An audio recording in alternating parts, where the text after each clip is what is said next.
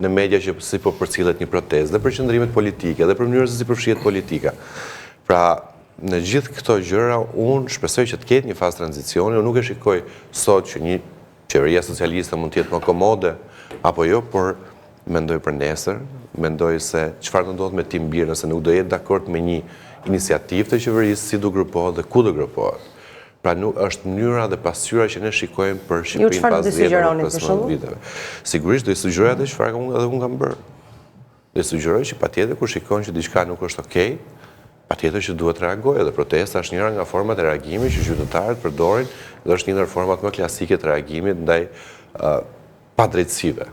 Dhe unë besoj që duke qenë se bashkë jemi edhe kolegë punë sociale, dhe arritja drejtësisë sociale dhe protesta është njëra nga format se si arrijë dhe drejtësia sociale me ndikimin në përmirësimin e politikës. Po kthehet padrejtësia në normë? Nuk është diçka që ka ndodhur tu po ndodh shumë. Edvin, po themi vitet e fundit se jemi mësuar gjatë gjithë kohës vitet e fundit. Tash nuk ka ndodhur, Jo, nuk ka ndodhur vetëm vitet e fundit. Nuk ka ndodhur vetëm vitet e fundit. Po është trashur shumë zullumi, ky është problemi. Ka një ndryshim sa normal. Jo, nuk është bërë normal. Tani mos flasim që është bërë normale. Po thuajse. Po jo, nuk është bërë normale. Unë nuk besoj që është bërë normale. Më falni për shprehjen, futësh tjetrit, quhet politikani rafinuar. Jo. Të lutem, dua të them diçka dhe dua ta them shumë sinqert, siç e mendoj. Nuk do ta tërpres të pa merak fare. Të bësh populizëm me nevojat njerëzore bazike, edhe me padrejtësinë, edhe me protestën, në këndvështrimin tim është sakrilegji më i madh.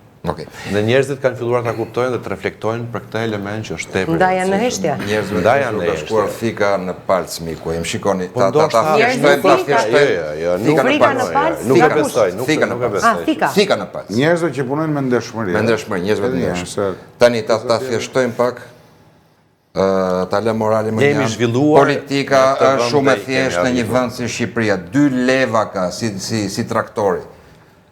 Njëra lev opozita, leva tjetër pozita. Kaq.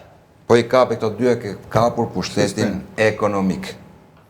Po sa është ky mesazhi që do të sjellë? Po kjo është vërtet duhet të themi. Kjo është Shqipëria sot. Ke ka pushtetin ekonomik. Pozit, opozit, 10 vjet njëri, 10 vjet tjetri, pushteti i jeshtë ekonomik. Vjen fakt të bëj pyetje se ti e marrë me biznes, jo për ndihmuar ty.